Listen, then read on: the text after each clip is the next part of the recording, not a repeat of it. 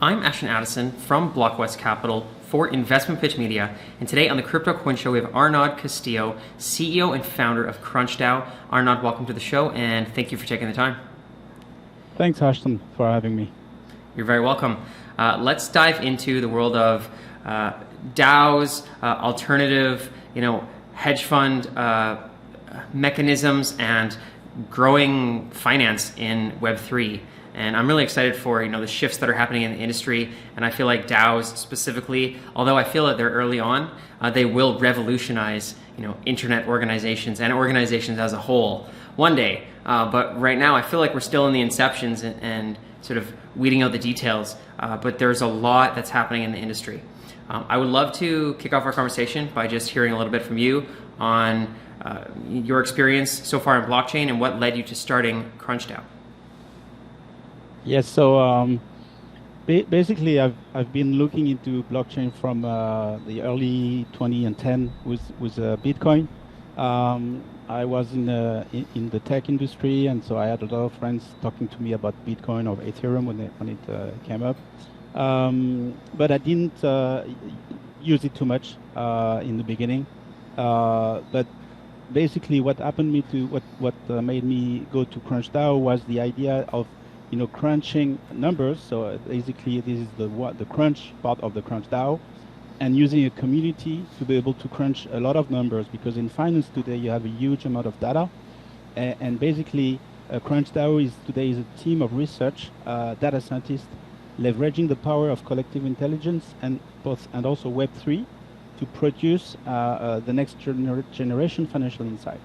And so what we have, the good thing about the DAO is a way to organize the work and to incentivize everybody to participate in the community. And basically, what we do is we produce a data set every weekend, and data scientists from around the world, we have 2,000 data scientists from 50 countries who can participate by taking the data set and making a predictions. And then the DAO is organizing the ensemble of these predictions to have this market signal. The other part, which is important, why we are Web3, is because we have a token that we call the crunch. Since we are crunching data, we call it the crunch. And this crunch is allowing us to share, and that's one of the big benefit of this DAO organization, is that we are sharing. Whenever we sell the signal to an asset manager or an institutional investor, they pay fees that we transform into crunch, and the crunch is given to the community as part of the contribution of the work they've done. So the higher the prediction, the better the prediction they give, the more tokens they receive as a share of the performance of the DAO. Mm-hmm. Fascinating. And how long have you and your team been working on this, and where is it at right now in terms of growth and fleshing out all of the details? So we started more or less a year and a half ago. We started with a very simple hackathon that we did with a French school, IT school called 42. And so since then we've started to do this weekly tournaments, and we grew the community to 2,000 data scientists. And so we're trading the signal already, and we have a very good performance. We are basically doing, if we compare to the average industry standard, we're doing 3x the performance of the industry. Wow, that's great. And looking at this from, I don't know, maybe a philosophical aspect, why do you think that there's a need for these alternative hedge fund models in society, and how exactly is it improving upon what we have already? Okay, so there's two ways to see your question here. I think, first of all, the idea of using machine learning in finance is not new. And a lot of quantitative funds are using machine learning. But there is a big plus in using crowdsource,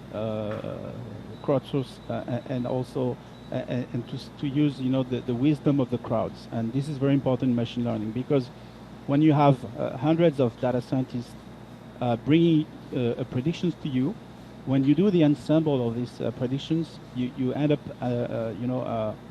eliminating outliers, eliminating the noise, and you're having a much better predictions, much more accurate. So that's one important thing, is that we believe that using crowdsource data scientist is much better for the result that we want to have in finance. And the other part of it is that if you look at the traditional hedge funds, they are recruiting the best and the best PhDs from the best schools in the world, whether it's Harvard or MIT, or in Europe it would be Imperial College, for example. And basically they're hiring people who could have worked and find Nobel Prize and find fantastic breakthrough for mankind in physics or chemistry or whatever. And obviously, because they are paying very high salary, a lot of people who are doing research in these schools are really tempted to go to this industry and work for the finance industry. We believe in our system. We prefer that the data scientists work in a field. He can, for example, we have in our team. I just give you one example. One person who was working on the brain and looking at the brain imagery and doing machine learning on that, but he's doing this during the week, and on the weekend he can take the data set and apply what he learned in his job and use it for us. So it's only something that he is using his skills and bringing the skills to the DAO. And not only he can do that, but once he has set up his model he can put it in an instance on AWS with what you call a Docker, and then it can run every weekend. Just grab the data, create the predictions, and send it back to the DAO, so that the DAO can assemble this work. And what is good is then you have work of thousands of data scientists from different industry who don't need to know anything about finance, but they can bring their skills to the DAO. Okay.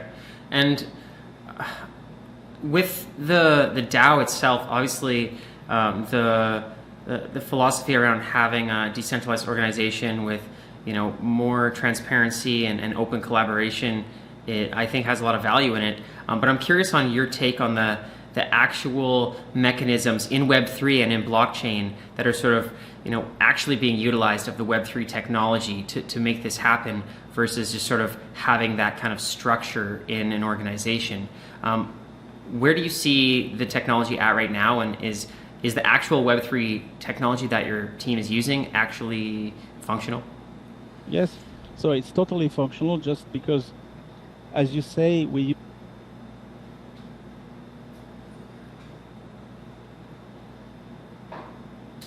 all the decisions take through votes.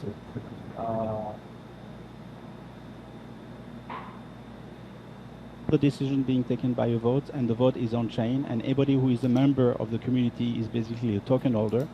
The token holders are the data scientists who receive tokens as they work, so they really have stake in the game. And for us, the token, which is the Crunch, which is organizing this DAO, is also a payment mechanism.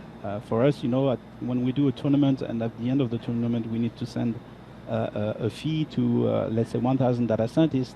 It's very simple in crypto. You just make a smart contract. You just actually, we have a smart contract for that. It's just like airdrop, but it's just in one transaction with tokens to 1,000 data scientists. So I think it's great, not only for a payment mechanism, like a reward mechanism, also a way to incentivize the data scientists on the contribution they bring to the DAO. And also the transparency, as you said, is very important, because you can actually see, what decisions are proposed, because anybody can propose something. And we are actually right now we are actually working on a staking mechanism, and we are actually making a vote. There are a few people from the community who propose different way to manage the staking, and so the vote is going to happen this weekend, and then we'll decide to act upon the result of the vote. Okay, that's great to know.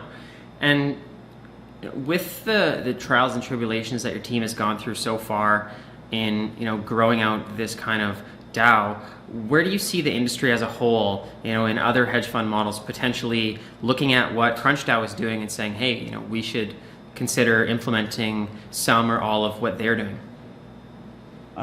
It's interesting, because as part of the token holders that we have, because we have a lot of people from the hedge fund industry who actually invested in the token, in the Crunch. So they are very interested in what we do, and I think they believe there is value here, not only using machine learning, using the wisdom of the crowds, as I said before, And also, I mean, we'll talk a little bit maybe after, but we are trying to share the research that we do as much as possible. Because we believe that as we share, we can have more people bringing their skills. And this is not only on the machine learning part of it, but just, even on the portfolio optimization part, because one big part of asset management is how do you manage to create your portfolio, and this is called portfolio optimization. So we are planning also to share what we do and the research we do, and anybody can actually, it's like open science, anybody can bring value to this part, and people will also have tokens thanks to their contributions. That's great to hear. And from what I understand, you and maybe some of your team are in Europe, but DAOs are supposed to be, a global movement. What do you see as, the geography of sort of where CrunchDAO is and where it's expanding, and does geography matter? So it's very interesting because, in traditional businesses, it would take, several years before you go out of your country and start to be international. In our case, I think within 6 months, we had data scientists from 50 countries. Wow. And we had to deal with people, basically at the very beginning, before we went into crypto, we had to pay people in Russia before Ukraine, in India or in Africa. It was quite challenging. It's actually a mess. I'm telling you, with crypto, it's much easier. So now, in terms of regulation and where you be, I mean, there's an issue into, what's the best place to organize from a legal point of view a DAO. And you have a lot of efforts that are being done by some countries. I think there are some options in the US. We basically we started out of France, the business, and we're moving the DAO as a non-profit organization in Switzerland, because we believe it's a great place. It's very transparent. I think we don't think they're going to move. They're going to stay in the right direction. The Ethereum Foundation is there also. So we will organize as soon as early 2023 the DAO within a Swiss non-profit organization, and basically the members of the organization are the token holders. Very cool. Looking forward to seeing that grow. And I'm curious if you've seen an effect or a hesitation from people that aren't really crypto native. They hear about DAOs, and it can get complex if you're not already familiar with Bitcoin and Ethereum, and just in the mainstream and the regulators, still having hesitation about making those assets, whether into traditional financial products or giving access to everybody around the world, and in those countries, full access to these assets. Do you see a barrier where you talk about all the great things that CrunchDAO is doing and how DAOs work, and they think, well, I still don't really understand Bitcoin, and that's way beyond what I, that's like the next level, and I still have a hesitation towards just digital assets in general? Well, you have, in our case, we see the DAO as an organization where people can work with being freelance from anywhere in the world. So it's different from being an employee in a bank or whatever. People are free. They can obviously be remote because everybody is remote, and they earn something which is paid in token, but the token can be exchanged to USDC or whatever, So it's really for us, it's like a payment mechanism, but and it's totally cross border, So it's much easier to pay anybody. In Nigeria or whatever, that you probably have more difficulties to send a wire to somebody over there. So we see it as a big opportunity for a lot of businesses. I was talking to one of my colleagues who was saying, I don't see why Uber is not a DAO, because basically all the drivers of Uber should be able to just finance through a DAO, what development they want in the platform. And they should earn all the benefits. Actually, they wouldn't need any shareholders, And there are many peer-to-peer businesses where the DAO could be a much better system than the existing mechanism.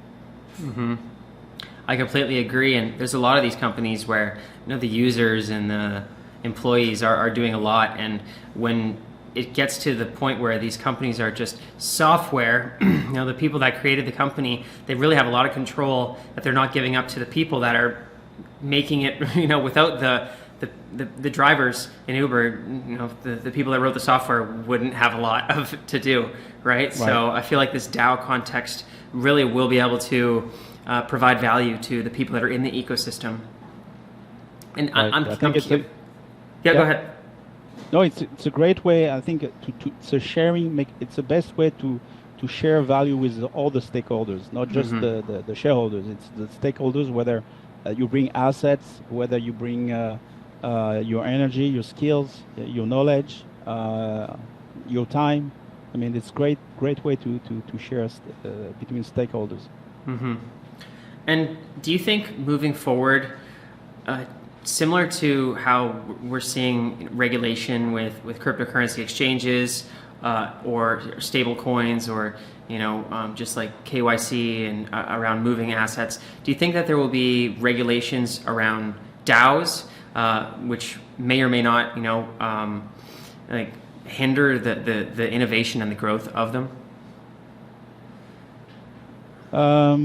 So this is a matter of what's going to happen next with what's going on today in the industry with the regulation and so on, and so I don't think it's a problem for DAOs in the fact that, okay, if you need, today we don't have KYC on our DAO. Basically, if somebody wants to participate, he can come and participate.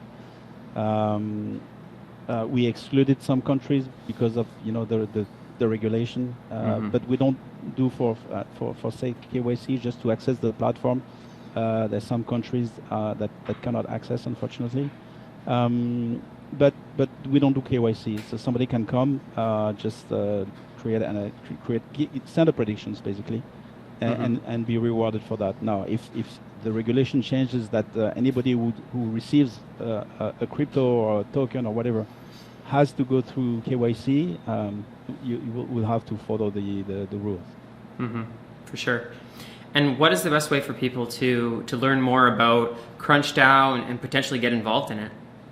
Yeah, so the best way is to just go to the website and go to there's a tournament part where you actually see what you have to do to participate. You can have a first download the data set, have a first sample, you can try your first model and you see how easy it is. And then if you have data science skills like machine learning skills, and then you can actually just make your first predictions and push it to the tournaments every weekend. And so you'll see the leaderboard just like you have a leaderboard on Kaggle, and you can actually then start to actually earn some crunch every month based on your performance and your contribution. Very cool. Well, thank you so much, Arnaud. I will leave in the description the links for CrunchDAO as well, and the socials, so that people can check out what your team's been working on. And all the best moving into 2023 with everything on CrunchDAO. I will definitely be watching, and let's follow up in the near future. Okay. Thank you very much, Ashton.